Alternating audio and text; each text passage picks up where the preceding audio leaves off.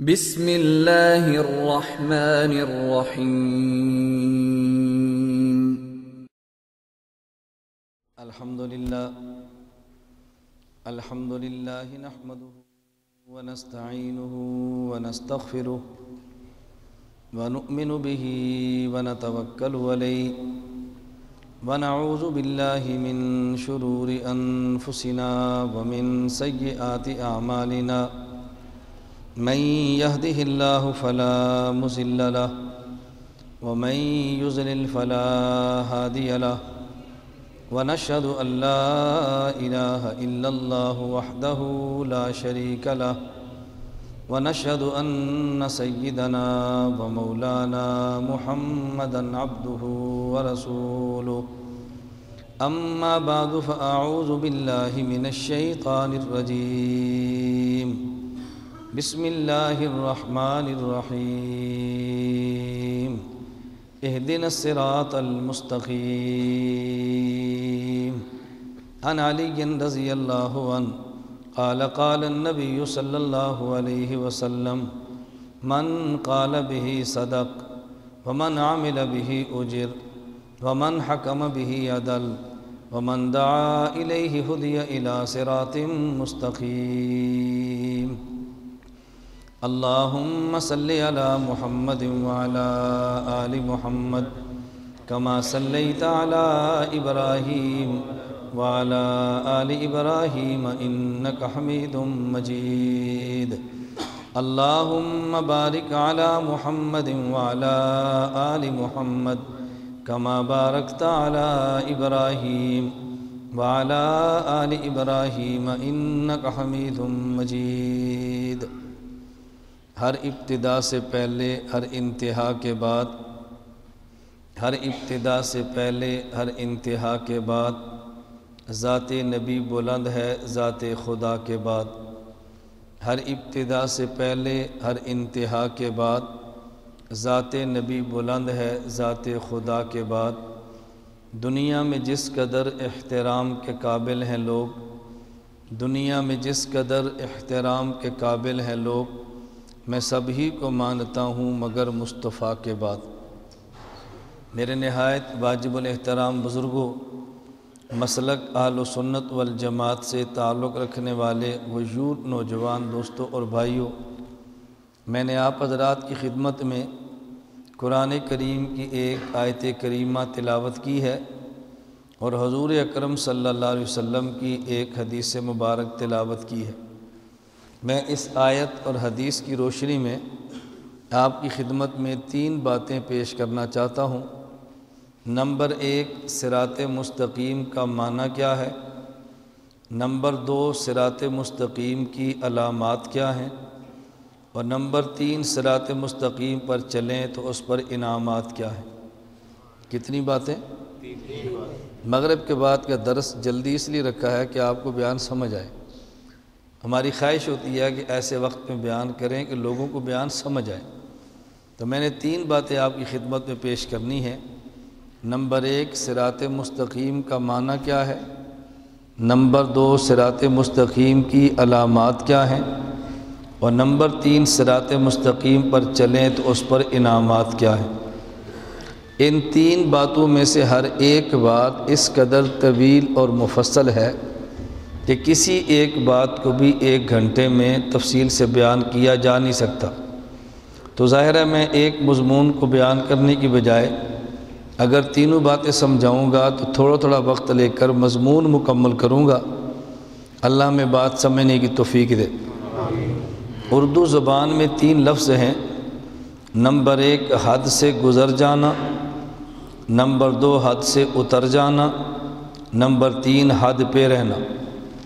کتنے لفظ ہیں؟ 3 لفظ۔ نمبر 1، حد سے گزر جانا، نمبر 2، حد سے اتر جانا، اور نمبر 3، حد پہ رہنا۔ عربی زبان میں 3 لفظ ہیں۔ نمبر 1، افراط، نمبر 2، تفریط، نمبر 3، اعتدال۔ شریعت میں 3 لفظ ہیں۔ نمبر 1، الہات، نمبر 2، بدعات، اور نمبر 3، اہل سنت والجماعت۔ میں بہت آسان کر کے مضمون آپ کو سمجھا رہا ہوں تاکہ آپ کی بات دماغ شریف میں آئے اور آپ بات سمجھیں ذرا۔ نمبر 1 حد سے گزر جانا، نمبر 2 حد سے اتر جانا، اور نمبر 3 حد پہ رہنا۔ اگر حد سے گزر جائیں اسے افراط کہتے ہیں، حد سے اتر جائیں اسے تفریط کہتے ہیں، اور حد پر رہیں اسے اعتدال کہتے ہیں۔ یہ بات مجھے سمجھانے کی ضرورت نہیں ہے کہ اس میں غلط کیا اور ٹھیک کیا ہے، وہ آپ سمجھتے ہیں۔ حد سے گزر جائیں تو افراط، حد سے اتر جائیں تو تفریط، اور حد پر رہیں تو اعتدال۔ شریعت میں ہم یوں کہیں گے، ایک شخص وہ ہے جو دین میں کمی کرتا ہے، ایک وہ ہے جو دین میں اضافے کرتا ہے، اور ایک وہ ہے جو کمی بھی نہیں کرتا، اضافہ بھی نہیں کرتا، جس قدر ہے اس کا اقرار کرتا ہے اور جو اضافے ہیں اس کا انکار کرتا ہے۔ جو شخص دین میں کمی کرے یہ الحاد والا، جو دین میں اضافے کرے یہ بدعات والا، اور جو کمی اور اضافے نہ کرے یہ اہل سنت والجماعت والا۔ اگر کمی کرے تو الحاد والا، اگر اضافے کرے تو بدعات والا، کمی اور اضافہ نہ کرے تو یہ اہل سنت والجماعت والا۔ آپ کون ہیں؟ اہل سنت والجماعت۔ میں کہتا ہوں آپ کو اپنا نام تو سمجھ آئے نا، ہمارا نام ہے کیا؟ ہمیں اپنے نام کا نہیں پتہ ہوتا۔ بہت سارے لوگ اپنا بیٹے کا نام رکھ لیتے ہیں اور پھر ہمیں فون کرتے ہیں، مولانا گمن صاحب۔ میں نے کہا جی السلام علیکم۔ وعلیکم السلام۔ ایک نام دا معنی پوچھنا ہے۔ میں کہا نام کس نے رکھا؟ کہتے خالہ نے۔ میں کہا خالہ کو معنی پوچھ۔ ہم کو تم نے نوکر سمجھ رکھا ہے۔ معنی نانی دسے، معنی مولوی دسے، معنی ہم سے پوچھو نا، پھر ہم معنی ہم سے نام پوچھو، معنی بھی بتائیں گے۔ یہ لوگوں نے تماشا بنا رکھا ہے کہ جی نام مامی نے بتایا ہے، معنی آپ بتائیں، نام خالہ نے بتایا ہے، معنی آپ بتائیں، نام میری بیوی نے کہا ہے، معنی آپ بتائیں۔ میں نے کہا جن سے نام پوچھو ان سے معنی پوچھو، اگر معنی ہم سے پوچھنا ہے تو نام ہم سے پوچھو۔ اور علماء کو تھوڑی ہمت کے ساتھ عوام کو سنبھالنا چاہیے، عوام کو سر پہ نہیں چڑھانا چاہیے، ہمت کے ساتھ عوام کو سنبھالیں۔ میرا آپ کی پہلی گفتگو ہے، بعض باتیں میں سمجھتا ہوں کہ آپ کو ناگوار گزریں گی، لیکن شروع میں جب بیان چل جانا ہے نا اور آپ کو ہم سے تھوڑا سا محسوس ہو جانا ہے تو پھر آپ کی طبیعت مبارک پر ناگوار نہیں گزرنی، آپ کو لطف آنا شروع ہو جانا ہے انشاءاللہ۔ امام ہوتا ہے، مقتدی ہوتا ہے۔ مقتدی مصلی پر آئے اچھا نہیں لگتا، امام صف میں کھڑا ہو جائے اچھا نہیں لگتا۔ امام اپنی جگہ پر اچھا لگتا ہے، مقتدی اپنی جگہ پر اچھا لگتا ہے۔ باپ کا اپنا مقام ہے، بیٹے کا اپنا مقام ہے، شاگرد کا اپنا مقام ہے، استاذ کا اپنا مقام ہے۔ اپنے اپنے مقام کو کراس کریں نا تو پھر یہ الحاد اور بدعات بنتے ہیں، اور اپنے مقام پر رہیں تو اہل سنت والجماعت بنتے ہیں۔ عام لوگوں کا مزاج ہے، کوئی اگر نام پوچھے بھی نا تو لوگ کہتے ہیں نام ایسا بتائیں جو اس سے پہلے کسی کا نہ ہو۔ میں نے کہا یہ ایسا کام کرے گا جو اس سے پہلے کسی نے نہیں کیا، پھر آپ نے کہنا مولوی صاحب دعا کرو، تو نام ہم سے پوچھ لیتے نا تو میں زیادہ دعائیں نہ کرانی پڑتی۔ بات سمجھ آ رہی ہے؟ کیوں؟ یہ میری رائے نہیں ہے، الفاظ میرے ہیں، رائے رسول اللہ صلی اللہ علیہ وسلم کی ہے۔ نبی کریم صلی اللہ علیہ وسلم کے پاس حضرت علی آئے، حضور میں نے بیٹے کا نام حرب رکھا ہے، فرمایا بدل دو، بیٹے کا نام حسن رکھو، اس لیے کہ حرب کا معنی جنگ ہے، حسن کا معنی صلح ہے، ہم جنگ کی بجائے صلح کو ترجیح دیتے ہیں۔ نام حسن رکھا ہے، حسن نے پھر صلح کرائی ہے کہ نہیں؟ حضرت علی اور امیر معاویہ رضی اللہ عنہما دو فریقوں کے درمیان صلح کرائی ہے، نبی نے نام بدلا ہے، خدا نے اسی نام والا ان سے کام لے لیا ہے۔ یہ بھی میرے ذمہ ہے، چل میں نے بھی پوچھ لیا کہ اس بوجھے چھپانا ہے، ان تو میرا رونا سمجھ آ رہے۔ یہ میرے مرید ہیں اور ابوظہبی میں بیعت ہوئے ہیں، یہاں کے نہیں ہیں، انہوں نے میرا کام وہاں کا دیکھا ہے، آپ نے تو یہاں دیکھا ہے نا۔ یہ تبھی مجھے کہتے ہیں میں آج ہی پاکستان یہاں 12 بجے پہنچا، تو جب زور کے بعد آپ کا اعلان سنا تو میں گھر نہیں گیا، میں نے کہا مولانا کو مل کر جاؤں گا، میں نے کہا اللہ اس عقیدت پر آپ کو اجر دے گا انشاءاللہ۔ تو میں جو سمجھاتا ہوں نا، میں کہتا ہوں مرید ہے، مرید کو آدمی ڈانٹ ملے تو فرق نہیں پڑتا، موبائل ہماری جیب میں رکھ لو تو ہم سے کوئی مولانا صاحب یہ موبائل ہے جب مناسب سمجھو رکھ لو، پھر میں رکھوں گا، اب دیکھو نظر بھی نہیں آ رہا، رکھ بھی لیا اور مجھے تکلیف بھی نہیں ہے۔ اب اس جیب میں بٹوے کی گنجائش ہے، اوپر موبائل رکھو گے تو بٹوا میری جیب پھٹے گی یا نہیں؟ میری جیب پھٹی ہوئی گھر جاؤں گے تو بیوی نے کہنا کسی نے لڑدا رہے ہیں؟ میں نے کہنا نہیں، مرید سمجھدار لباسی، میں تو سمجھدار کہتا ہوں۔ بات سمجھ آ رہی ہے؟ جو کہتے ہیں جی نام ایسا رکھیں جو پہلے کسی کا، میں نے کہا یہ کام ایسا کرے گا جو پہلے کسی کا نہیں ہوگا۔ یہ ہماری رائے نہیں ہے، یہ اکابر کی رائے ہے، نبوت کی رائے ہے۔ رسول اللہ صلی اللہ علیہ وسلم کی زوجہ ہیں، صحابیہ ہیں، اللہ کے نبی نے پوچھا کہ نام کیا ہے؟ کہا جی برہ۔ فضول نے فرمایا کہ نہیں، برہ برن سے ہے، برہ کا معنی نیکی، خود کو پاک دامن اور نیک نگ ہو، سموہا زینب، اس کا نام بدل کے زینب رکھ دو۔ دیکھو نبی نے نام بدل دیے۔ آپ نام رکھیں بیٹے کا اور مولانا اشفاق صاحب کے بدل دو، آپ نے کہا مولانا صاحب دل نہیں کرتا، وہ نانی دا نام رکھا میں کہ میں بدلا، تو پھر مولانا کو مولوی ماننا چھوڑ دو، امام ماننا چھوڑ دو، پھر نانی کو امام مانو، مولوی صاحب کو امام کیوں مانتے ہیں؟ میں اس لیے کہتا ہوں امام مانو، پھر امام کی بات مانو۔ فساد تب پیدا ہوتا ہے ہم امام مانتے ہیں، امام کی بات نہیں مانتے، بات مانے پر کبھی فساد نہیں۔ اگر کمی کرے تو الہاد والا، اگر اضافہ کرے تو بدعات والا، کمی اور اضافے نہ کرے تو اہل و سنت والجماعت والا۔ میں اس لیے کہہ رہا تھا کہ جو ہمارا نام ہے نا، اس نام کا معنی سمجھو۔ ایک نام وہ ہے جو ہمارے باپ نے رکھا ہے، ایک نام وہ ہے جو ہمارے پیغمبر نے رکھا ہے۔ ہمارا باپ ہے لیکن چھوٹے درجے کا، ہمارے نبی ہمارے باپ ہیں بڑے درجے کے۔ چھوٹے درجے کا نام کوئی بدل دے ہم برداشت کر لیں گے، بڑے درجے کا نام بدلے ہم برداشت نہیں کریں گے۔ میرا نام الیاس میرے باپ نے رکھا ہے، مجھے تم الیاسی کہہ دو میں برداشت کر لوں گا۔ اہل و سنت والجماعت نام میرے پیغمبر نے رکھا ہے، تم یہ بدلو تو مجھ سے برداشت نہیں ہوگا۔ کیوں؟ جو مجھے پیار پیغمبر سے ہے وہ باپ سے نہیں ہے۔ باپ کو حضور پہ قربان کر سکتے ہیں، نبوت کو باپ پہ قربان نہیں کر سکتے۔ یہ ہماری جذباتی باتیں نہیں ہیں، یہ دلائل والی باتیں ہیں، یہ جذباتی باتیں نہیں ہیں، یہ دلائل والی باتیں ہیں۔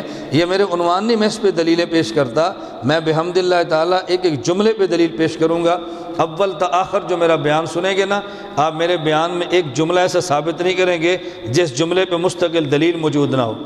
اہل و سنت والجماعت احناف دیوبند کو آپ کو سننے کا موقع کم ملا ہے، اگر سنا بھی ہے تو خطیبوں کو سنا ہے، اہل و سنت کے وکیلوں کو نہیں سنا۔ خطیب کا ذوق اور ہوتا ہے، وکیل کا ذوق اور ہوتا ہے۔ اللہ میں بات سمجھنے کی توفیق دے۔ تو میں نے کہا 3 لفظ ہیں، نمبر 1 حد سے گزر جانا، نمبر 2 حد سے اتر جانا، نمبر 3 حد پہ۔ حد سے گزر جائیں تو حد سے گزر جائیں افراط، حد سے اتر جائیں تفرید، حد پہ رہیں اعتدال۔ اگر کمی کریں الہاد، اضافے کریں بدعات، اگر کمی اور اضافے نہ کریں تو اہل و سنت والجماعت۔ کوئی دین میں کمی کرتا ہے، کوئی دین میں اضافے کرتا ہے، ہم نہ دین میں کمی کرتے ہیں نہ دین میں اضافے کرتے ہیں۔ کیوں؟ ہم اہل و سنت والجماعت احناف دیوبند ہیں۔ ہماری مثال دین کے ٹھیکے دار کی نہیں ہے، ہماری مثال دین کے پہرے دار کی ہے۔ اگر آپ نے گھر کے باہر چوکی دار رکھا ہے، کوئی گھر میں سے قیمتی سونا چوری کرنا چاہے وہ چوری کرنے نہیں دیتا، گولی کھا لیتا ہے مر جاتا ہے، لیکن وہ گھر سے سونا چوری کرنے نہیں دیتا۔ اور اگر آپ کے قیمتی بنگلے پہ کوئی باہر سے گند پھینکنا چاہے تو چوکی دار اندر گند جانے نہیں دیتا، قیمتی مال کو باہر آنے نہیں دیتا، گند اندر جانے نہیں دیتا۔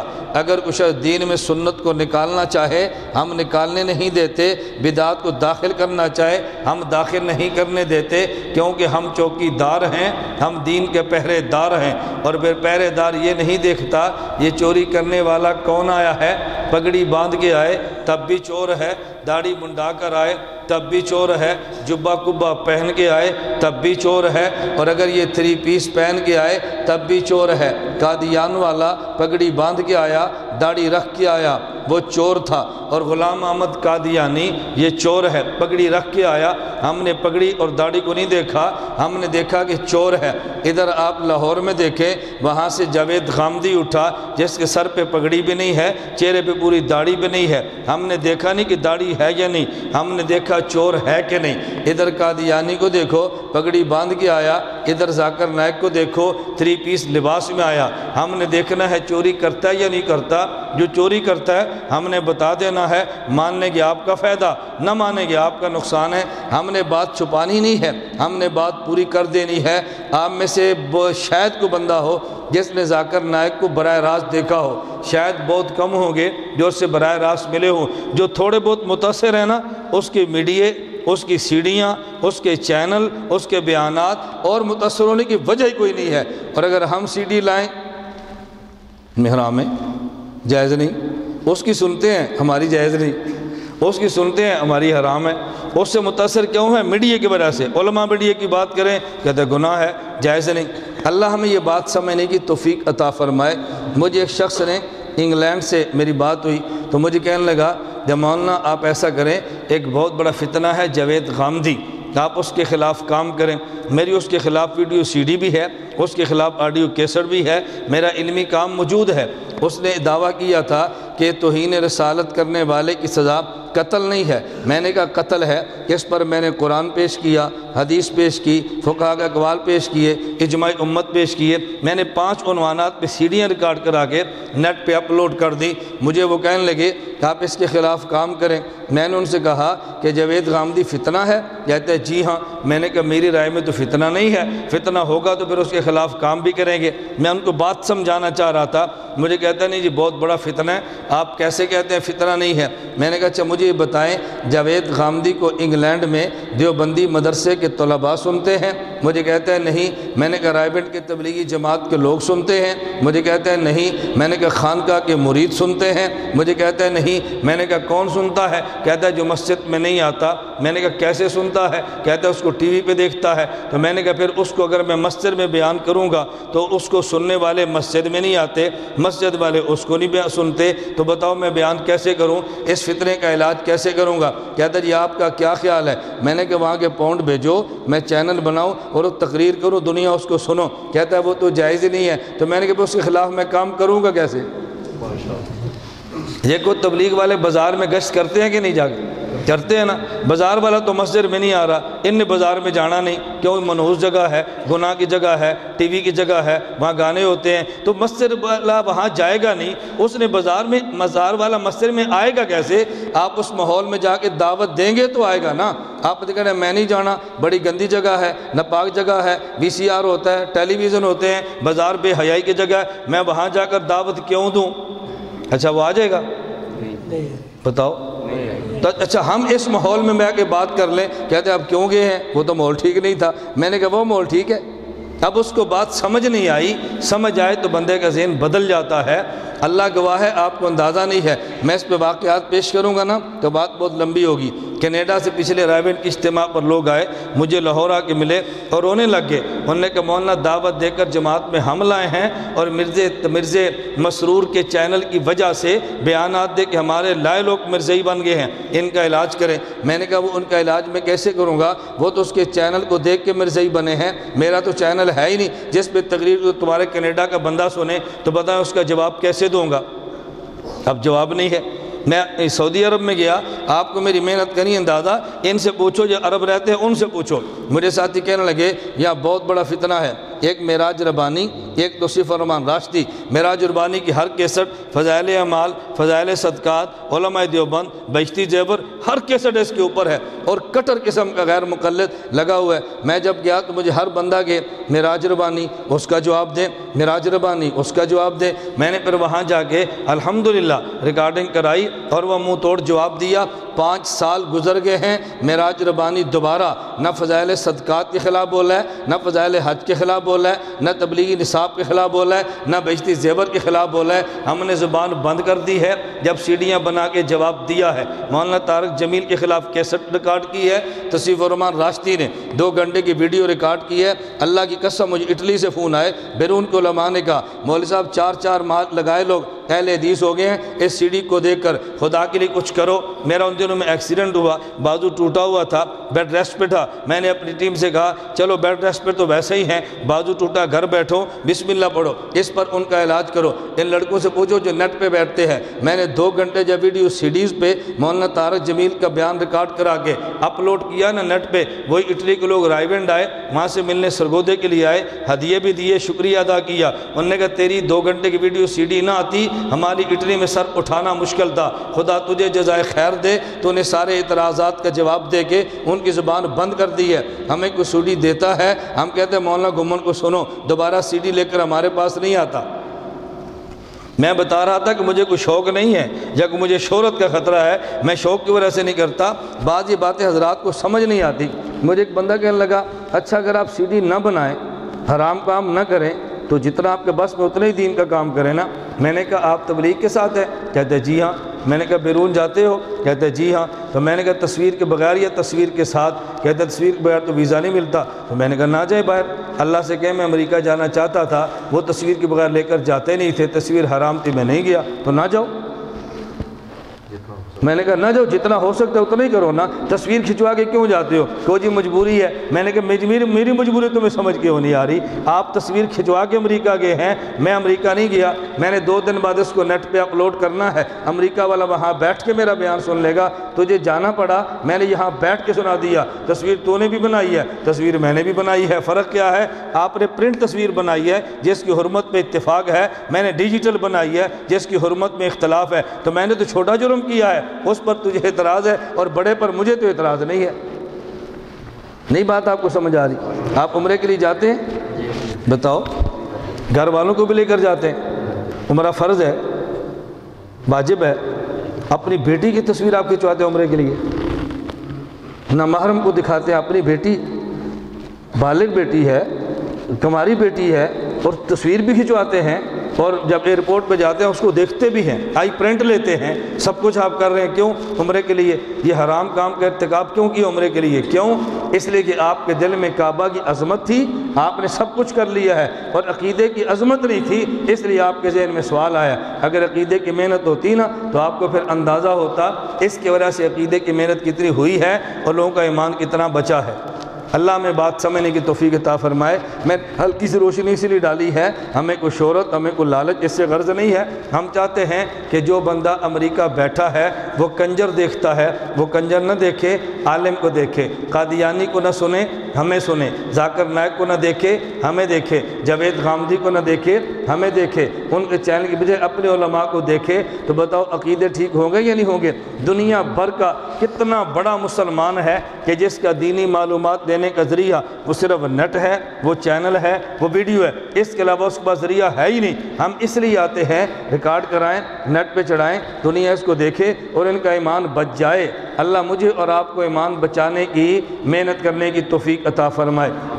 یہ تو میں نے درمیان میں بات اس لیے کہہ دی ہے کہ آپ خود کو بہت نیک سمجھ کر، ہمیں فساق سمجھ کر آپ فتوے بازی نہ کیا کرو۔ ہم چھوٹا سا فتویٰ لگا دینا تو آپ کہتے ہیں مولوی صاحب تم ہمیں فتوے لگاتے ہو، ہم نماز کے لیے آئے ہیں۔ اور جب ہمارے اوپر فتوے لگاتے ہیں تو پھر آپ کو تھوڑا سا خیال کرنا چاہیے۔ عالم فتویٰ لگائے آپ کو تکلیف ہوتی ہے، تو جب آپ غیر عالم ہو کر عالم پر فتویٰ لگائیں گے تو مولانا صاحب کے دل سے دعا نکلے گی نا کہ ماشاءاللہ بہت اچھا آپ نے کام کیا ہے، بہت اچھا کام کیا ہے۔ مولوی فتویٰ لگا دے تو مولوی شفاق فتوے باز ہے، یہ پیچھے نماز نہ پڑھو، تسی میرے تے فتوے لا دو تو تھوڑے پیچھے پھر تہجد پڑھی ہے سی۔ نہیں، میں ایک بات سمجھا رہا ہوں، بات تو سمجھنی چاہیے نا، اصول تو سب کے لیے یکساں ہونے چاہیے۔ چلیں ذرا عنوان سمجھیں، یہ تو میں نے وضاحت فرمائی ہے کہ آپ بلا وجہ شکوک و شبہات کے شکار نہ ہوں۔ اللہ میں بات سمجھنے کی توفیق عطا فرمائے۔ مولانا طارق جمیل صاحب کے بیٹے مولانا عدنان 7 ماہ برازیل لگا کر آئے، مجھے ملے تو کہا برازیل کے لوگوں نے کہا مولانا الیاس گھمن کو جانتے ہو؟ میں نے کہا جی ہاں۔ انہوں نے کہا جی ہمارے دوست ہیں اور ہم برازیل میں حنفیت پہ اگر مطمئن بیٹھے ہیں تو مولانا الیاس گھمن کی وجہ سے بیٹھے ہیں۔ تو میں تو وہاں نہیں گیا، انہوں نے کیا دیکھا ہے؟ میں دبئی گیا، مسجد غریر میں بیٹھا تھا، عصر کی نماز پر باہر نکلا، ایک دوست آیا، میں نام اس کا نہیں لیتا، دوست آیا، مجھے دیکھا تو مجھے کہتے ہیں مولانا الیاس گھمن صاحب؟ میں نے کہا جی ہاں۔ میرا ماتھا چوما، کہا جی قریب دفتر ہے، آپ تشریف لائیں۔ میں نے کہا اتنی جلدی تو میں کسی کے دفتر میں نہیں آتا، میرے پاس دبئی رہائشی جگہ سب کچھ موجود ہے، آپ تشریف لائیں۔ خیر ملے تو مجھے اس نے پھر دوسرے دن دعوت کی، مجھے وہ کہنے لگا آپ کو پتہ ہے مجھے آپ سے عقیدت کیوں ہے؟ میں نے کہا مجھے نہیں پتہ۔ اس نے کہا ایک بہت بڑے تبلیغی جماعت کے بزرگ کا نام لیا، ان کی ٹکٹیں میں کراتا ہوں، دبئی میزبان میرے بنتے ہیں، مولانا ہم قدر اس لیے کرتے ہیں، ہمیں ایمان پر لائے تبلیغی جماعت والے ہیں، لیکن بچایا ہمیں آپ نے ہے، آپ نہ ہوتے ہم کب کے بدل چکے ہوتے، شکوک و شبہات کی وجہ سے، تیری وجہ سے ہم یہاں بیٹھ کر بچے ہیں، اس لیے جی چاہتا ہے تیری خدمت کریں۔ تو جو بچے ہیں نا ان سے پوچھو کہ باہر ہماری محنت کتنی ہے، یا باسپور کے بندے کو سمجھ نہیں آنا، آپ کو ہر جمعے کو مولوی اشفاق صاحب مل جاتے ہیں، امریکہ والے کو ہر جمعے مولانا اشفاق نہیں ملتے، انگلینڈ والے کو ہر وقت نہیں ملتے، جو نیٹ پہ بیٹھے اس کو یہ امام نہیں ملتا، تو ہماری مجبوری ہے۔ میں اس لیے گزارش کر رہا تھا کہ آپ بہت جلدی شکوک و شبہات کے شکار نہ ہوا کریں، اللہ میں بات سمجھنے کی توفیق دے۔ میں نے کتنی باتیں سمجھانی ہیں؟ میں انگلی کھڑی کرتا ہوں تاکہ آپ بھول نہ جائیں۔ کتنی باتیں ہیں؟ 3۔ نمبر 1 صراط مستقیم کا معنی، نمبر 2 صراط مستقیم کی علامات، نمبر 3 صراط مستقیم پر چلیں تو انعامات۔ صراط مستقیم کا معنی سمجھیں، میں ذرا بات شروع کرتا ہوں تاکہ ہم وقت پہ بات ختم کریں۔ صراط مستقیم کا معنی کیا ہے؟ صراط مستقیم کا معنی بندہ کمی نہ کرے، اضافے نہ کرے، الحاد نہ کرے، بدعت نہ کرے، اور بندہ حد سے گزرے بھی نہ، حد سے اترے بھی نہ۔ یہ ہے اہل سنت والجماعت، اسے صراط مستقیم کہتے ہیں۔ دنیا میں 2 قسم کے لوگ موجود ہیں، ایک بندہ کمی کرتا ہے، ایک بندہ اضافے کرتا ہے، ایک حد سے گزر جاتا ہے، ایک حد سے اتر جاتا ہے۔ میں اس کی 2-4 مثالیں دوں گا، آپ کو بات سمجھ آئے۔ دنیا میں بعض لوگ وہ ہیں جو اللہ کہتے ہیں اللہ کا وجود ہی نہیں ہے، انہیں دہریہ کہتے ہیں، اللہ کا وجود ہی نہیں ہے۔ اور بعض بندے دنیا میں ایسے ہیں جو کہتے ہیں اللہ موجود ہے لیکن اللہ ایک نہیں ہے، اللہ کئی ہے، انہیں مشرک کہتے ہیں۔ تو جس نے نہیں مانا ایک کو بھی نہیں مانا، اور جس نے مانا اس نے کئیوں کو مانا، کوئی حد سے گزر گیا ہے، کوئی حد سے اتر گیا ہے۔ ہم مسلمان کہتے ہیں اللہ موجود ہے اور اللہ ہے بھی ایک۔ ہم نہ تو وجود کی نفی کرتے ہیں، نہ کئی خدا مانتے ہیں، نہ حد سے اترتے ہیں، نہ حد سے آگے گزرتے ہیں، نہ ہم کمی کرتے ہیں نہ اضافے کرتے ہیں۔ ہم جتنا دین ہے اتنا ہی مانتے ہیں۔ ایک خدا کو مان کے زائد کی نفی کیوں کرتے ہیں؟ اس کی وجہ میں سمجھانے کے لیے بات کہتا ہوں۔ ایک اللہ کو مانتے ہیں تاکہ نظام بنے، 2 خدا کی نفی کرتے ہیں تاکہ نظام چلے۔ اگر ایک خدا نہ ہو نظام بنتا نہیں ہے، اور ایک سے زائد کو مانو تو نظام چلتا نہیں ہے۔ آپ کی مسجد اور مدرسہ یہ حنفیہ، یہاں کے محترم مولانا اشفاق صاحب، ان کی انتظامیہ میں 1 بندہ یا 10 بندے، انتظامیہ 10 بندوں کا نام نہیں ہے، انتظامیہ فرد واحد بھی ہو سکتا ہے۔ میں صرف مسئلہ سمجھانے لگا ہوں۔ اگر مسجد کی انتظامیہ نہ ہو تو مسجد کا انتظام بنتا نہیں ہے۔ بھئی یہ قالین کون خریدے گا، امام کون لائے گا، بجلی کا انتظام کون کرے گا، تنخواہ کس نے دینی ہے، یہ مساجد کا بل کس نے دینا ہے۔ اگر انتظامیہ نہ ہو تو نظام بنتا نہیں ہے، اور اگر ایک کی بجائے 2 انتظامیہ ہو جائے تو پھر نظام چلتا نہیں ہے۔ ایک انتظامیہ ہے بنانے کے لیے اور دوسرے کی نفی ہے نظام چلانے کے لیے۔ ایک خدا کو مانتے ہیں نظام بنانے کے لیے، اور ایک سے زائد کی نفی کرتے ہیں نظام کو چلانے کے لیے۔ ایک کو نہ مانے نظام بنتا نہیں ہے، اور ایک سے زائد مانے تو نظام چلتا نہیں ہے۔ اس لیے ہم نے کہا ہم ایک خدا کو مانتے ہیں۔ نمبر 2 مسئلہ، دنیا میں بعض لوگ وہ ہیں جو کہتے ہیں اللہ عرش پر ہے، ہر جگہ پہ نہیں ہے، اور دنیا میں بعض لوگ وہ بھی ہیں وہ کہتے ہیں اللہ بھی ہر جگہ پر ہے، اللہ کا نبی بھی ہر جگہ پر ہے۔ تو جس نے ہر جگہ پہ نہیں مانا اس نے خدا کو بھی نہیں مانا، اور جس نے ہر جگہ پہ مانا اس نے نبی کو مان لیا ہے۔ تو جو ہر جگہ پہ خدا کو نہ مانے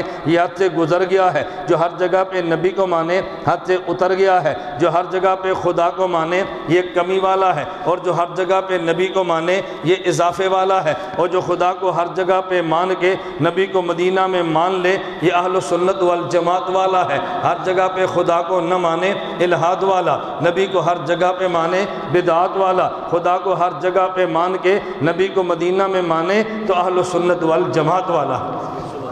یہ کون ہے؟ اہل سنت والجماعت والا ہے۔ میں زیادہ دلائل تو دیتا نہیں، میں نے کہا نا بات بہت لمبی ہوتی ہے، میں صرف ایک بات سمجھاتا ہوں۔ جیسے میں نے اللہ کے بارے میں بات سمجھائی نا، میں پیغمبر کے بارے میں بات سمجھاتا ہوں۔ ہم اللہ کے نبی کو ہر جگہ پہ نہیں مانتے، مدینہ منورہ میں مانتے ہیں۔ تو اس کی وجہ کیا ہے؟ بڑی آسان سی بات ہے۔ ہر بندہ کہتا ہے کہ دیکھو رسول اللہ جب اعلان نبوت فرمایا تو پہاڑ پہ گئے ہیں، پھر حضور نیچے تشریف لائے ہیں۔ جب مکے والوں نے تنگ کیا حضور طائف گئے ہیں، طائف والوں نے بات کو قبول نہیں کیا، حضور پھر واپس مکہ آئے ہیں، نبی پاک صلی اللہ علیہ وسلم کا بائیکاٹ کیا تو شیب ابی طالب میں 3 سال رہے ہیں، پھر رسول اللہ صلی اللہ علیہ وسلم کے اس کے انعام میں خدا نے عرش معلیٰ پہ بلایا ہے، حضور واپس آئے تو پھر حکم ملا، حضور ہجرت کر کے مدینہ منورہ گئے، راستے میں 3 دن میں غار میں ٹھہرے ہیں، پھر مدینہ منورہ پہنچے تو بدر میں گئے ہیں، احد میں گئے ہیں، خندق کھودی ہے، تبوک میں گئے ہیں، خیبر میں گئے ہیں۔ بھئی کسی بندے سے پوچھو اگر اللہ کے نبی ہر جگہ موجود تھے تو یہ جانے والا کون تھا؟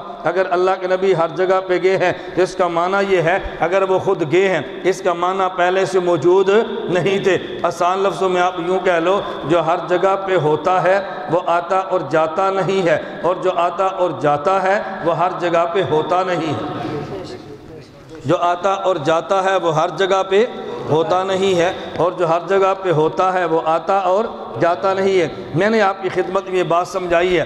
نمبر 3 مسئلہ، ایک بندہ وہ ہے جو اللہ کے نبی کو معصوم نہیں مانتا، اور ایک بندہ وہ ہے جو نبی کے بعد پیغمبر کے صحابہ کو بھی محفوظ، پیغمبر کے بعد 12 اماموں کو بھی معصوم مانتا ہے۔ جو نبی کو معصوم نہ مانے الہاد والا، اور جو نبی کے بعد 12 اور معصوم مانے یہ بدعات والا، اور جو نبی کو معصوم مان کے بعد والوں کو معصوم نہ مانے یہ اہل سنت والجماعت والا۔ تو جس نے نبیوں کو معصوم نہیں مانا یہ الہاد والے ہیں۔ جو نبی کے بعد 12 اماموں کو معصوم مانتے ہیں یہ بدعات والے ہیں، اور جو پیغمبر کو معصوم مانے اور بعد والے کو معصوم نہ مانے اہل سنت والجماعت والے ہیں۔ ہم نبی کو معصوم مانتے ہیں، پیغمبر کے بعد کسی کو معصوم نہیں مانتے۔ ہاں البتہ میں ایک جملہ کہتا ہوں، ہم نبی کو معصوم مانتے ہیں اور صحابہ کو معصوم تو نہیں مانتے لیکن محفوظ مانتے ہیں۔ معصوم کا معنی اور محفوظ کا معنی کیا ہے؟ نبی معصوم ہوتا ہے، صحابی محفوظ ہوتا ہے۔ معصوم کا معنی اللہ نبی سے گناہ ہونے دیتے نہیں ہے، اور صحابی محفوظ ہے، محفوظ ہونے کا معنی صحابی سے گناہ ہو تو جاتا ہے اللہ اس کے نام اعمال میں باقی رہنے دیتے نہیں ہے۔ نبی معصوم ہے، اللہ ان کے سے گناہ ہونے دیتے نہیں ہے۔ صحابی معصوم ہے، محفوظ ہے، گناہ ہو تو جاتا ہے اللہ اس کے نام اعمال میں باقی رہنے دیتے نہیں ہے۔ نبی معصوم ہے اور صحابی محفوظ ہے۔ نبی تو معصوم ہے، یہ نمائندہ خدا ہے، اور صحابی محفوظ ہے، یہ نمائندہ مصطفیٰ ہے۔ میرے 2 جملوں پہ توجہ رکھنا، نبی نمائندہ خدا ہے، صحابی نمائندہ مصطفیٰ ہے۔ اگر تمہیں اللہ کا کلام چاہیے تو نبی سے ملے گا، اگر نبی کا کلام چاہیے تو تمہیں صحابی سے ملے گا، اگر اللہ کے کلام کا معنی چاہیے تو پھر نبی دے گا، اگر صحابی کے کلام کا نبی کے کلام کا معنی چاہیے تو پھر صحابی دے گا، خدا کے کلام کا معنی چاہیے تو نبی دے گا۔ نبی نمائندہ خدا ہے، یہ کلام خدا بھی دیتا ہے، کلام خدا کا معنی بھی دیتا ہے۔ صحابی نمائندہ مصطفیٰ ہے، مصطفیٰ کا کلام بھی دیتا ہے اور مصطفیٰ کے کلام کا معنی بھی دیتا ہے۔ اگر یہ اصول سمجھ آ جائے نا، آپ کو 20 باتیں سمجھ آ جائیں۔ وہ کیا؟ مرزائی اور غلام احمد قادیانی وہ بھی کہتا ہے ہم کلام اللہ نبی سے لیتے ہیں، ہم بھی کہتے ہیں کلام اللہ نبی سے لیتے ہیں۔ پھر جھگڑا کیا ہے؟ قادیان والے کہتے ہیں ہم معنی تو لفظ تو مدینے والے نبی سے لیں گے اور معنی قادیان سے لیں گے۔ ہم مسلمان کہتے ہیں کہ لفظ بھی مدینے والے نبی سے لیں گے اور معنی بھی مدینے والے نبی سے لیں گے۔ غلام احمد پرویز منکر حدیث نے کہا ہم لفظ تو مدینے کے نبی سے لیں گے، کلام اللہ کا معنی خود کریں گے۔ دیوبند والوں نے کہا ہم لفظ بھی کلام اللہ کے مدینے والے نبی سے لیں گے اور معنی بھی مدینے والے نبی سے لیں گے۔ اور یہی اختلاف ذاکر نائک کا ہم سے ہے، وہ کہتا ہے میں کلام اللہ مدینے والے نبی سے لوں گا اور معنی بمبئی سے لوں گا۔ ہم کہتے ہیں نہیں، لفظ بھی مدینے والے نبی سے اور معنی بھی مدینے والے نبی سے لیں گے۔ اتنا سا جھگڑا اگر بندے کو بات سمجھ آئے تو الجھن نہیں ہے۔ لفظ بھی قرآن کا مدینے والا نبی دے گا اور معنی بھی مدینے والا نبی دے گا، اور مصطفیٰ کی حدیث سے مبارک کے الفاظ بھی صحابی دے گا اور الفاظ کا معنی بھی صحابی دے گا۔ اس سے ایک آپ کو بات سمجھ آنی چاہیے، ہم اہل سنت والجماعت ہیں۔ ہمارے یہاں ایک فتنہ پیدا ہوا ہے، آپ کے عباسپور میں ہے تو اللہ بچا لے، اگر نہیں ہے اللہ پیدا ہونے سے محفوظ رکھے۔ اس فتنے کا نام کیا ہے؟ اہل حدیث بھی کہتے ہیں، ان کو وہابی بھی کہتے ہیں، غیر مقلد بھی کہتے ہیں، لا مذہب بھی کہتے ہیں، جماعت الدعوہ بھی کہتے ہیں، لشکر طیبہ بھی کہتے ہیں۔ جو نام آپ کے سامنے ہونا، میں ساری بات کھل کے کہہ رہا ہوں تاکہ آپ کو یہ پتہ چلنا چاہیے کہ کہ میں نے کس کے بارے میں بات کی ہے اور میں کن کے بارے میں بات کہنا چاہتا ہوں۔ فرق کیا ہے؟ ادھر دیکھو، توجہ رکھو۔ غیر مقلد آپ کبھی ان کے پاس جائیں، لوگ ہم سے پوچھتے ہیں بھئی آپ کا ان کا اختلاف کیا ہے؟ میں کہتا ہوں پہلے ان سے پوچھو، پھر ہم سے پوچھو، پھر تمہیں بات سمجھ آئے گی۔ کہا جی ان سے تو پوچھا ہے۔ میں نے کہا وہ کیا کہتے ہیں؟ وہ کہتے ہیں اگر تم ادھر جاؤ گے تو امام ملے گا، ہمارے پاس آؤ گے تو نبی ملے گا، ادھر جاؤ گے تو فقہ ملے گی، ہمارے پاس آؤ گے تو حدیث ملے گی، تو نے کلمہ کس کا پڑھا ہے؟ آپ سب نے کہنا اللہ کے نبی کا صلی اللہ علیہ وسلم۔ اس نے کہنا امام کا کلمہ تو نہیں پڑھا؟ آپ نے کہنا نہیں، کہنا ادھر جاؤ تو امام ہے، ادھر آؤ تو نبی ہے، ادھر جاؤ تو فقہ، ادھر آؤ تو حدیث ہے۔ آپ کے دماغ پہ ضرب لگنی ہے، یار یہ بات بڑی عجیب کہتا ہے، میں کیا سن رہا تھا اور آج ہم نے کیا سنا۔ ایک بندہ مجھے کہتا ہے جی آپ کا ان کا اختلاف کیا؟ میں نے کہا اس سے سمجھ لیا نا، اب ہم سے سمجھنا، اب تجھے سمجھ آئے گی۔ میں کہتا ہوں ادھر جاؤ تب بھی امام ہے نبی، ادھر آؤ تب بھی نبی، ادھر جاؤ تب بھی حدیث، ادھر آؤ تب بھی حدیث۔ تو اس نے کہا عجیب بات ہے، پھر اختلاف کیا ہے؟ ادھر بھی نبی، ادھر بھی نبی، ادھر بھی حدیث، ادھر بھی حدیث، پھر اختلاف کیا ہے؟ میں نے کہا نقطہ اتفاق بھی سمجھنا، اختلاف بھی سمجھنا۔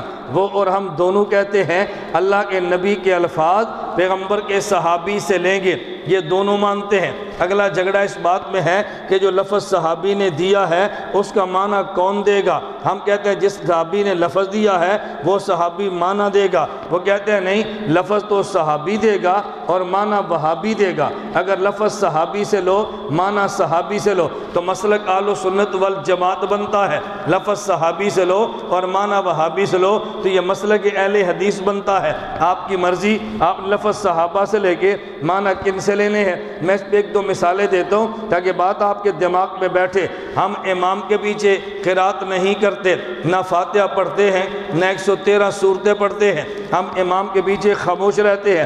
وہ امام کے پیچھے 113 سورتوں میں سے کوئی سورت نہیں پڑھتے، ہاں البتہ فاتحہ پڑھتے ہیں۔ ہم 114 سورتوں کو قرآن سمجھتے ہیں اور کوئی بھی امام کے پیچھے نہیں پڑھتے، کیونکہ قرآن کا فیصلہ ہے وَإِذَا قُرِئَ الْقُرْآنُ فَاسْتَمِعُوا لَهُ وَأَنصِتُوا، کہ جب قرآن پڑھا جائے تو سنا کرو اور چپ رہا کرو، سنا کرو اور چپ رہا کرو۔ یہ خدا نے دو حکم کیوں دیے ہیں؟ سنا کرو اور چپ رہا کرو، چونکہ نمازیں دو قسم کی ہیں، ایک نماز جہری ہے فجر مغرب عشاء کی، ایک نماز سری ہے ظہر و عصر کی۔ جاری کا معنی اونچی آواز اور سری کا معنی آہستہ آواز۔ فجر اور مغرب عشاء میں امام قرات اونچی کرتا ہے، نماز کا نام جہری ہے۔ ظہر و عصر میں آہستہ کرتا ہے، نماز کا نام سری ہے۔ چونکہ نمازیں دو قسم کی ہیں خدا نے حکم بھی دو قسم کے دیے ہیں۔ وَإِذَا قُرِئَ الْقُرْآنُ فَاسْتَمِعُوا لَهُ، جب قرآن پڑھا جائے تو پھر قرآن سنا کرو۔ آدمی سنتا تبھی ہے جب چپ بھی رہے، اگر چپ نہ رہے اسے سننے والا کوئی کہتا ہی نہیں ہے۔ ایک لڑکے کی مجھ سے بات ہو رہی ہے، وہ لڑکے کی مجھ سے بات ہو رہی ہے، میں کہتا ہوں میری بات سنو، وہ آگے بولتا جا رہا ہے، میں کہتا ہوں یار سنو تو صحیح، وہ کہتا ہے میں سن رہا ہوں۔ آپ سب نے کہنا بیٹا تو آگے بول رہا ہے، تو کہاں سن رہا ہے؟ تو چپ ہوگا تو پھر مولانا کی بات سنے گا نا۔ اس سے پتہ چلا اگر کوئی بندہ بولتا رہے اسے سننے والا نہیں کہتے، سننے والا اسے کہتے ہیں جو چپ رہے۔ تو جب قرآن پڑھا جائے تو سنا کرو، اس کے اندر خود بخود آ گیا چپ بھی رہا کرو۔ پھر اللہ نے مستقل کیوں فرمایا اور چپ رہا کرو؟ کیونکہ نمازیں دو قسم کی تھی۔ جب امام اونچی آواز سے قرآن پڑھے ہمیں آواز آ رہی تھی، فرمایا تم سنا کرو اور چپ رہا کرو۔ جب ظہر و عصر میں امام نے قرآن آہستہ پڑھا، اب پچھلے کو آواز تو نہیں آ رہی نا، اب سن تو سکتا نہیں ہے۔ اللہ فرماتے ہیں سن نہیں سکتے لیکن چپ اب بھی رہنا ہے۔ جب آواز آئے تو پھر قرآن سننا ہے، اور جب آواز نہ آئے سن نہیں سکتے لیکن چپ اب بھی رہنا ہے۔ کیونکہ نمازیں دو قسم کی تھی، خدا نے حکم بھی دو دیے ہیں۔ میں بتا رہا تھا، وہ کہتے ہیں نہیں جی امام کے بھی جو دو فاتحہ پڑھنی چاہیے، وہ بخاری شریف اٹھا کے لائے گا، آپ نے پریشان ہو جانا ہے کہ جی بخاری شریف میں حدیث ہے رسول اللہ صلی اللہ علیہ وسلم نے فرمایا لا صلاۃ لمن لم یقرأ بفاتحۃ الکتاب، جو بندہ فاتحہ نہ پڑھے اس کی نماز ہوتی نہیں ہے۔ اللہ کے نبی نے فرما دیا، آپ نے فوراً کہنا یہ بات تو بالکل بجا ہے، ہمیں حدیث پر کوئی اعتراض نہیں ہے، حدیث بالکل صحیح ہے کہ جو بندہ فاتحہ نہ پڑھے اس کی نماز نہیں ہوتی۔ یہ جو سے کون مراد ہے کہ جو فاتحہ نہ پڑھے؟ وہ کہے گا خواہ امام ہو، خواہ مقتدی ہو، خواہ اکیلا ہو۔ آپ نے کہنا جو خواہ ترجمہ کیا ہے یہ ترجمہ کس نے کیا ہے؟ خواہ امام ہو، خواہ اکیلا ہو، خواہ مقتدی ہو، یہ کس نے ترجمہ کیا ہے؟ اللہ کے رسول صلی اللہ علیہ وسلم نے فرمایا کہ کہ جو فاتحہ نہ پڑھے اس کی نماز نہیں۔ اس جو سے مراد کون ہے؟ امام، مقتدی یا اکیلا؟ وہ کون ہے؟ کہتا ہے جی عربی ہے، ہر کسی کو سمجھ آتی ہے، کسی سمجھنے کی ضرورت کیا ہے؟ میں نے کہا تجھے سمجھ آتی ہے تو صحابہ کو سمجھ نہیں آتی تھی؟ الیاذ باللہ، کیا ان کی زبان عربی نہیں تھی؟ کہتا جی کیا مطلب؟ میں کہتا ہوں امام بخاری استاد ہے، امام ترمذی شاگرد ہے، یہ حدیث بخاری میں بھی ہے، یہ ترمذی میں بھی ہے۔ حضرت امام حضرت رسول اللہ صلی اللہ علیہ وسلم استاد ہے، حضرت جابر بن عبداللہ رضی اللہ عنہ شاگرد ہے۔ امام ترمذی فرماتے ہیں، حضرت جابر بن عبداللہ فرماتے تھے یہ جو رسول اللہ صلی اللہ علیہ وسلم کی حدیث ہے لا صلاۃ لمن لم یقرأ بفاتحۃ الکتاب ان ھذا اذا کان وحدہ، ان ھذا اذا کان، بولو، ان ھذا اذا کان وحدہ کا معنی اکیلا ہے یا مقتدی ہے؟ وحدہ کا معنی کیا ہوتا ہے؟ اللہ وحدہ لا شریک ہے۔ وحدہ کا معنی کیا ہے؟ اکیلا۔ حضرت جابر فرماتے ان ھذا اذا کان وحدہ، پتہ یہ چلا اس حدیث کا معنی صحابی کرتا ہے یہ اکیلے کے لیے ہے، اور وہابی کرتا ہے یہ مقتدی کے لیے ہے۔ جھگڑا اس میں ہے کہ معنی کس سے لینا ہے؟ وہ کہتا ہے وہابی سے، ہم کہتے ہیں صحابی سے۔ وہابی سے معنی لو امام کے پیچھے فاتحہ بنتی ہے، اگر صحابی سے لو امام کے پیچھے فاتحہ نہیں بنتی۔ ہم نے اس لیے کہا لفظ صحابی سے لیں گے تو معنی بھی صحابی سے۔ اچھا دوسرا مسئلہ، صحابہ چونکہ نمائندہ مصطفیٰ ہیں، ایک شخص کہتا ہے کہ مولانا صاحب داڑھی کتنی رکھتے ہو؟ میں نے کہا مٹھی۔ اس نے کہا نہیں جی مٹھی تو نہیں، داڑھی تو لمبی رکھنی چاہیے۔ میں نے کہا دلیل؟ کہتا ہے بخاری شریف میں روایت ہے۔ آپ حیران ہو کہ ہر مسئلے پر بخاری پڑھتا ہے، اس کے بعد علم کتنا ہے، لیکن آپ کو اندازہ نہیں یہ دھوکہ کتنا دیتا ہے۔ مجھے کہنے لگا بخاری شریف میں ہے۔ میں نے کہا کہاں؟ میں دبئی گیا، ایک مسجد میں نماز پڑھی جو میرے میزبان کے محلے میں تھی، لائبریری پڑھی تھی۔ میں نے وہاں صحیح بخاری اٹھائی، اوپر لکھا ہوا تھا یہ صحیح بخاری جو مختصر ہے وہ ہے، خلاصہ۔ میں فوراً سمجھ گیا یہ جو خلاصہ لکھا ہے نا کوئی ڈنڈی اس میں ضرور بجی ہے، ورنہ خلاصہ لکھنے کی کیا ضرورت ہے اس کو پیش آئی ہے۔ میں نے صحیح بخاری اٹھا لی، مجھے اندازہ تھا اس نے کہاں پہ کچھ گڑبڑ کی ہوگی۔ میں نے فوراً وہ باب اٹھایا۔ وہ باب کیا تھا؟ امام بخاری فرماتے ہیں باب ما یذکر فی الفخذ۔ امام بخاری فرماتے ہیں باب ما یذکر فی الفخذ، یہ جو بندے کا ران ہے اس ران کا حکم کیا ہے؟ یہ ران پردہ ہے یا ران سطر ہے یا ران سطر نہیں ہے؟ مسئلہ کیا ہے؟ حضرت امام بخاری رحمۃ اللہ علیہ پہلے حدیث نقل کی کہ رسول اللہ صلی اللہ علیہ وسلم جا رہے تھے، صحابی ساتھ ہیں۔ حضرت انس رضی اللہ عنہ، اللہ کے نبی جا رہے ہیں، صحابی ساتھ ہیں، اللہ کے پیغمبر صلی اللہ علیہ وسلم کی ران مبارک کو حضرت انس فرماتے ہیں کچھ کپڑا اترا تو میں نے دیکھا، جب میں نے دیکھنا شروع کیا حضور نے اور کپڑا اتار دیا، میں دیکھتا رہا۔ اب بتاؤ اس سے کیا ثابت ہوا؟ ران سطر ہے یا نہیں؟ کیا ثابت ہوا؟ صاف سطر نہیں ہے۔ کیوں؟ اللہ کے نبی دکھا رہے ہیں تو سطر کیسے ہے؟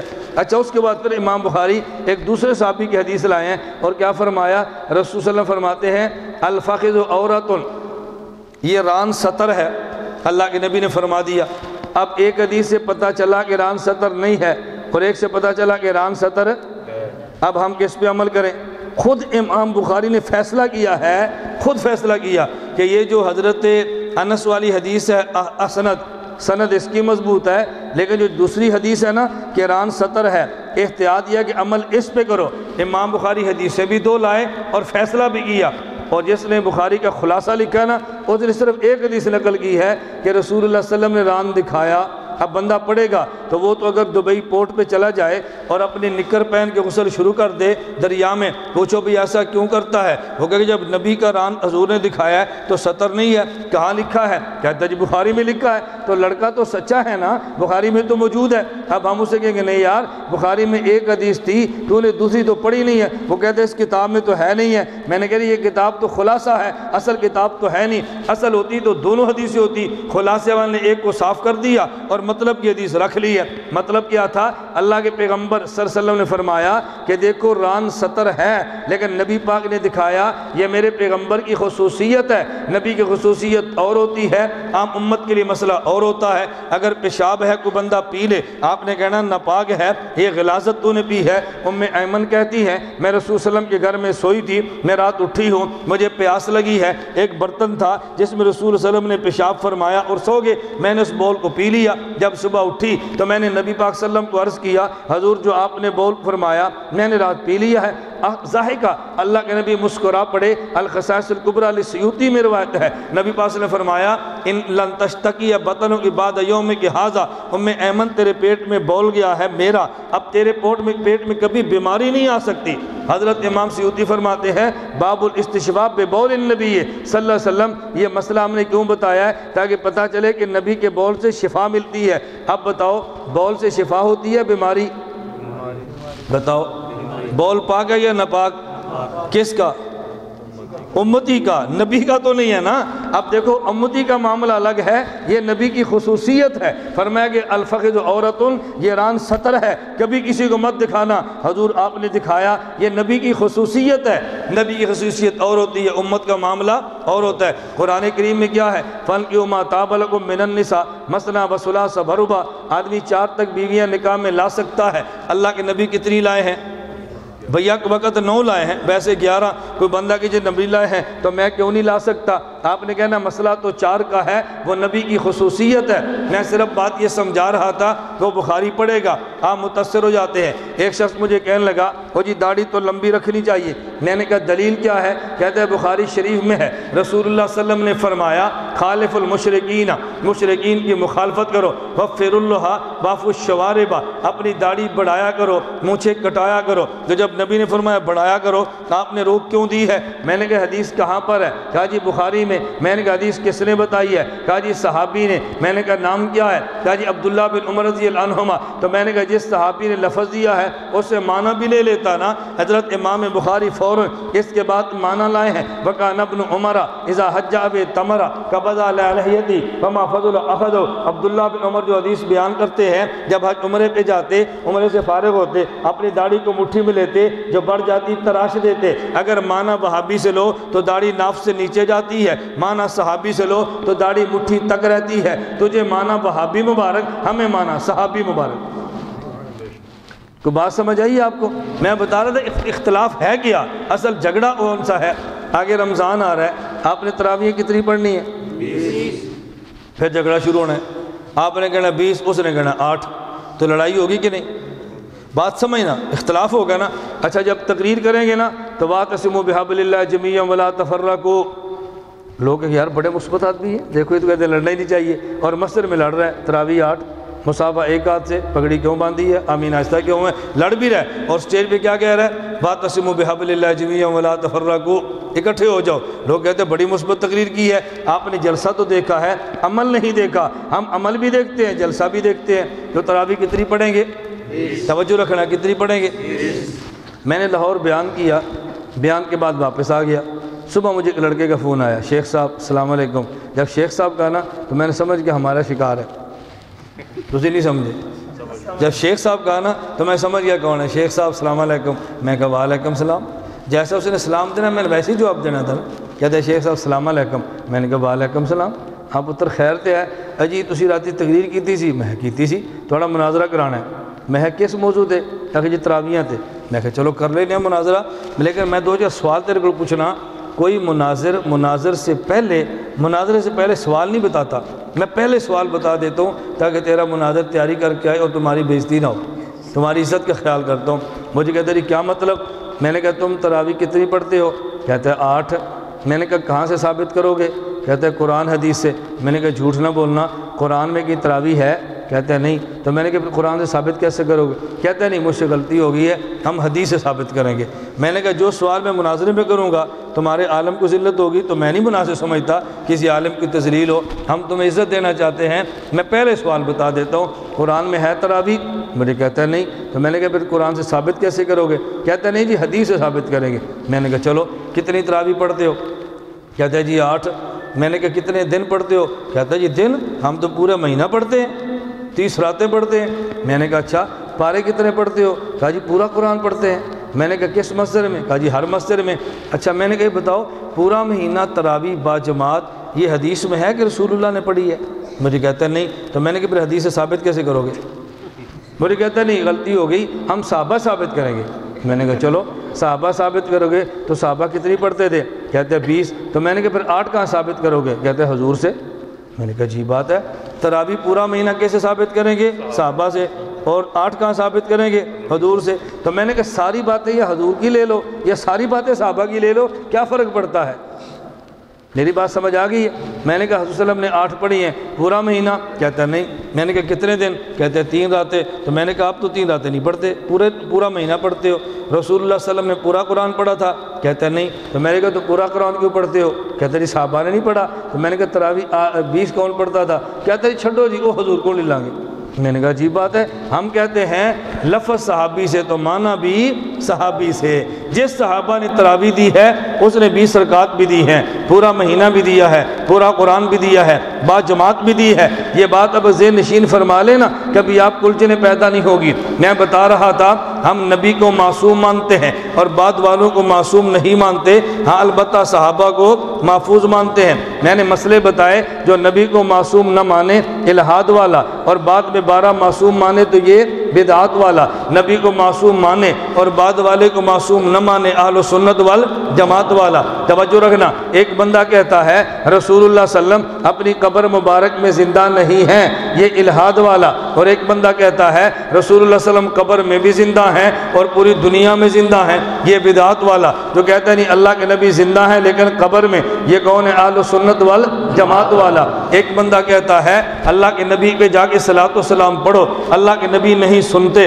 دوسرا کہتا ہے نہیں وہاں جانے کی ضرورت ہی نہیں ہے، تم یہاں سے پڑھو وہ تب بھی سن لیتے ہیں۔ جو یہ کہے رسول اللہ کی قبر پہ پڑھو تو نہیں سنتے، یہ الہاد والا ہے۔ اور جو کہتا ہے دور سے پڑھو پھر بھی سن لیتے ہیں، یہ بدعات والا ہے۔ اور جو کہتا ہے نبی کی قبر پہ پڑھو اللہ سنا دیتے ہیں، اور اگر عباس پور سے پڑھو اللہ پہنچا دیتے ہیں، یہ اہل سنت والجماعت والا ہے۔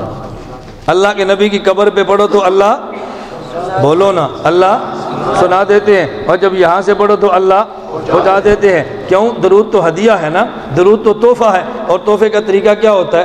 آپ عباس پور میں ہیں، بیٹا جدہ میں ہے، اگر وہاں سے کمبل دینا چاہے تو پھینکتا تو نہیں ہے نا، کسی کے ہاتھ بھیج دیتا ہے۔ اگر وہ آپ کی امی کے لیے کمبل چادر بھجوانا چاہے کسی کے ہاتھ بھیج دیتا ہے، ابو جان کو کمبل دینا، میری امی جان کو چادر دے دینا۔ اور جب وہ جدہ سے چلے اور عباس پور آئے تو پھر بھیجتا نہیں ہے، پھر ابو جان کی خدمت میں کمبل پیش کرتا ہے، امی جان کی خدمت میں چادر پیش کرتا ہے۔ ہم بھی دیوبند والے کہتے ہیں درود پاک نبی کی خدمت میں ہدیہ اور تحفہ ہے۔ جب یہاں ہوتے ہیں تو فرشتوں کے ہاتھ بھیج دیتے ہیں، جب روزے پر جاتے ہیں تو یا رسول اللہ کہہ کے پیش کر دیتے ہیں۔ ہم تو یا رسول اللہ بھی پڑھتے ہیں، اللہم صلی علی محمد بھی پڑھتے ہیں، الصلاۃ والسلام علیکہ یا رسول اللہ بھی پڑھتے ہیں۔ ہم تو نہیں انکار کرتے، ہمارے اوپر لوگ الزام لگاتے ہیں یا رسول اللہ نہیں پڑھتے۔ ہمارے ایک بہت بڑے عالم تھے حضرت مولانا محمد امین اکاڑوی رحمۃ اللہ علیہ، عالم بھی تھے اور اسکول ٹیچر بھی تھے۔ وہ اسکول ٹیچر کیوں تھے؟ تنخواہ وہاں سے لیتے اور دین مفت بیان کرتے تھے، تو یہ تو ان کی خوبی تھی نا، دکان اپنی ہو، کماؤ وہاں سے اور دین مفت بیان کرو۔ مولانا اکاڑوی اسکول ٹیچر گئے تو ایک اسکول ٹیچر نے ہیڈ ماسٹر کو شکایت لگائی، انہوں نے کہا سر جی یہ بھابی ساڑھے مدرسے کو استاد آ گیا۔ ہیڈ ماسٹر نے بلا لیا، اس نے کہا مولانا صاحب آپ بھابی ہیں؟ اور میں بالکل جھوٹ ہے، میں تو پکا کٹر 1 نمبر سنی ہوں۔ انہوں نے کہا یہ کہتا ہے بھابی ہے۔ مولانا فرمایا کس سے پوچھ لو کیوں کہتا ہے، یہ بتائے گا نا کیوں کہتا ہے، میں تو کہتا ہوں میں سنی ہوں۔ مجھے اچھا تو بتا بھائی کیوں کہتا ہے؟ اس نے کہا سر جی یہ نبی پاک صلی اللہ علیہ وسلم پر درود نہیں پڑھتے۔ مولانا فرمایا بالکل جھوٹ بولتا ہے، اللہم صلی علی محمد وعلی آل محمد کما صلیت علی ابراہیم وعلی آل ابراہیم انک حمید مجید، اللہم بارک علی محمد وعلی آل محمد کما بارکت علی ابراہیم وعلی آل ابراہیم انک حمید مجید۔ انہوں نے کہا تو آنا نہیں پڑھ دے، یہ تو پڑھ دے۔ انہوں نے کہا نہیں سر جی یہ بیٹھ کے پڑھتا ہے، کھلو کے نہیں پڑھتا، یہ بیٹھ کے پڑھتا ہے کھڑے ہو کر۔ انہوں نے کہا مولانا فرمایا بالکل جھوٹ بولتا ہے، جب میں ظہر کی نماز پڑھتا ہوں، فجر کی پڑھتا ہوں، اتحیات میں بیٹھ کے پڑھتا ہوں، اور جب نماز جنازہ پڑھتا ہوں تو کھڑے ہو کے پڑھتا ہوں، میں تو بیٹھ کر ہی پڑھتا ہوں، کھڑے ہو نہیں سر جی یہ اللہم صلی علی محمد تو پڑھتا ہے، الصلاۃ والسلام علیکہ یا رسول اللہ نہیں پڑھتا۔ مولانا فرمایا بالکل یہ جھوٹ بولتا ہے، میں جب اوکاڑا میں ہوں اللہم صلی علی محمد پڑھتا ہوں، جب نبی کے روزے پر جاؤں الصلاۃ والسلام علیکہ یا رسول اللہ پڑھتا ہوں۔ اس نے کہا تو آنے بھابی تو سارے درود بند ہے۔ مولانا فرمایا میں سارے مانتا ہوں۔ اس نے کہا پھر مسئلہ کیا ہے؟ مولانا صاحب نے فرمایا مسئلہ یہ نہیں سمجھائے گا، مسئلہ میں سمجھاؤں گا، مسئلہ کیا ہے؟ تو اس نے کہا جی آپ سمجھا دے۔ فرمایا یہ کہتا ہے وہ درود وہاں پڑھو جو درود جہاں میں کہوں، وہ درود وہاں پڑھو جو درود جہاں پہ میں کہوں. میں کہتا نہیں، میں یہ نہیں کروں گا، میں وہ درود وہاں پڑھوں گا جو درود جہاں پہ حضور چاہیں، کیونکہ میں کلمہ نے اس کا نہیں پڑھا، میں نے حضور کا پڑھا ہے. میں نے صحابہ کے سے سیکھا ہے. حضرت عبداللہ بن عمر رضی اللہ عنہ حضور کے روضے پہ جاتے، سلام پیش کرتے چلے جاتے، واپس آتے سلام پڑھتے گھر آ جاتے اور السلام علیکم یا رسول اللہ کہتے. انہوں نے کہا میں نے صحابہ سے سنا ہے جب دور ہوتے اللہم صلی علی محمد کہتے، نبی کے روضے پر جاتے السلام علیکم یا رسول اللہ کہتے. کہ میں وہ کام کرتا ہوں جو نبی اور نبی پاک کے صحابہ نے دیا ہے. میں کیا کہہ رہا تھا؟ جو کہتے ہیں وہاں بھی نہیں سنتے یہ کون ہے؟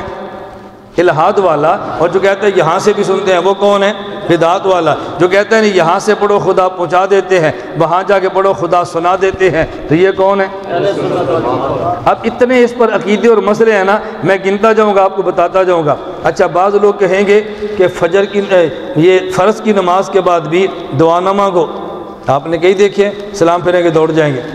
فرض نماز کے بعد بھی دعا نہ مانگو، دعا نہ مانگو. اور بعض کہیں کہ نہیں نفلوں کے بعد بھی مانگو. جو فرض کے بعد کے انکار کرے الہاد والا، جو نفل کے بعد ضروری قرار دے بدعت والا، اور جو فرض کے بعد مانگے نفل کے بعد اجتماعی نہ مانگے اہل سنت والجماعت والا. کئی تمہیں ملیں گے اور قبر پر بھی نہ جنازے کے بعد دعا نہ قبر پر دعا.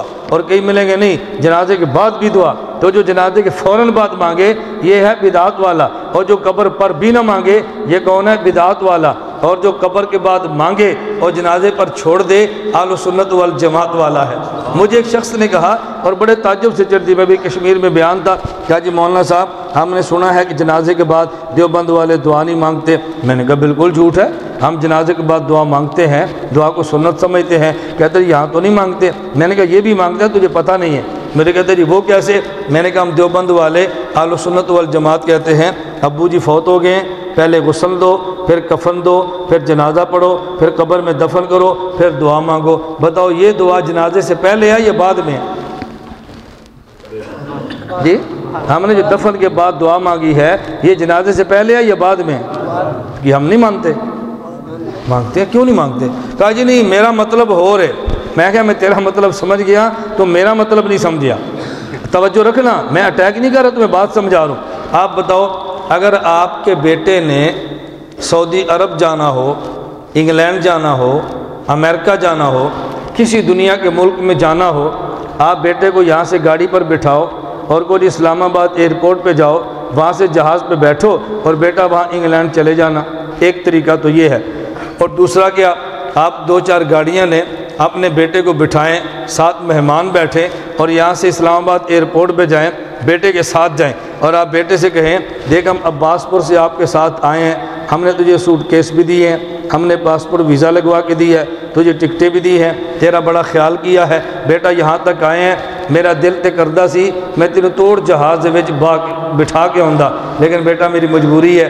جی تو چاہتا تھا تجھے جہاز میں بٹھا کر آتا، لیکن سامنے پولیس والے ویکھے نے اور شیشے والے بوئے کول یہ اندر نہیں جان دیندے، ورنہ میں تینوں توڑ اندر چھڑ کے ہوندا. چلو اتھوں ہی دعا مانگ لینے ہیں اللہ دے حوالے.